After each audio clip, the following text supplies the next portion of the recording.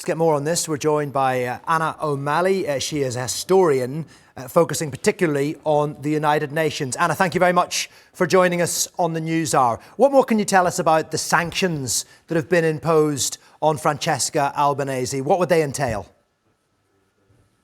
Morning. So these sanctions have been imposed on Albanese by the US, which means that it will affect her ability to travel to the US, as also the ability for her family to travel there if required. And also it will be imposed upon any financial assets that she has in the country.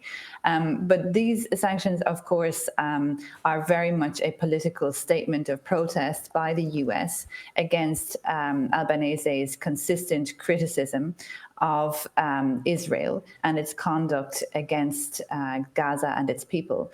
And in particular, we've seen this war of words ramping up between US officials and Albanese in an indirect way. In the last couple of weeks, we saw Albanese also call on European leaders not to allow Netanyahu to fly in European airspace during his visit to the US. And then the US officials came back and accused Albanese of anti-Semitism. So this is the latest in a line of attacks by the US against Francesca Albanese. Yes, and those attacks culminated in a US bid to try to get her removed from her post at the UN, a bid that failed.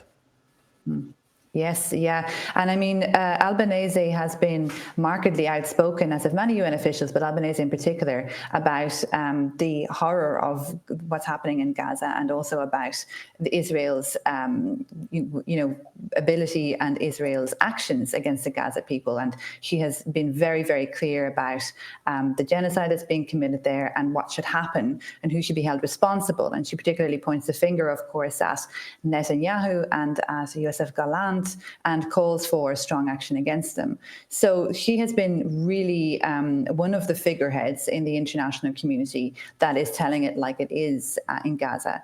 And the US has really responded very poorly to this because it puts them in a tighter position because they actually continue to support Israel. And we saw that meeting taking place with Netanyahu and Trump and the cordial relationship, to put it mildly, that they have. So we know that this is something that touches on US interests because of their close relationship with Israel. And broadening this out, how would you describe relations between the United States and the UN generally, and indeed the UN's position in the world right now, because it has tried and failed to have any effect on what's happening in the Middle East, and the US continues to protect Israel diplomatically when it comes to the international community? Well, it's important to bear in mind that the US continues to indeed protect Israel, but they have become increasingly marginalized within the UN. So the last vote that was taken in the General Assembly on calling for a response to humanitarian crisis in Gaza, which was in June, reduced a huge majority of 149 votes out of the 193 member states who called on states to abide by their obligations under the Charter and to provide humanitarian aid to ease the suffering of the Gaza people. So the US position is becoming increasingly marginalized. The US relationship with the UN is at a low ebb. It has been already for a while.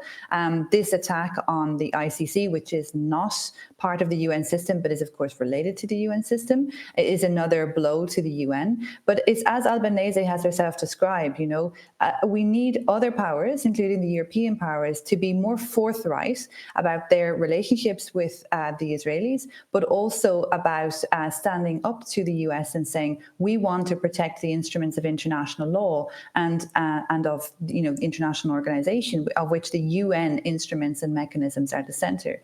Also, it's interesting to note that in the last couple of hours, the UN Secretary General Antonio Guterres has put a post on social media about reminding member states of their obligations and responsibilities under the Charter. So we see that the UN is very much using this moment of the 80th anniversary, which is coming up in October, to really try to re-emphasize that member states of the UN have responsibilities to uphold international law, even when more powerful states like the US and Israel seem to be violating that same international law. And in fact, then the UN becomes even more important because it is the system that we have. And if we allow for violations of international law, again, as Albanese has emphasized, then we all become much more vulnerable as a collective. And Alanna, great to speak to you today. Really appreciate you coming on the News Hour. Thank you.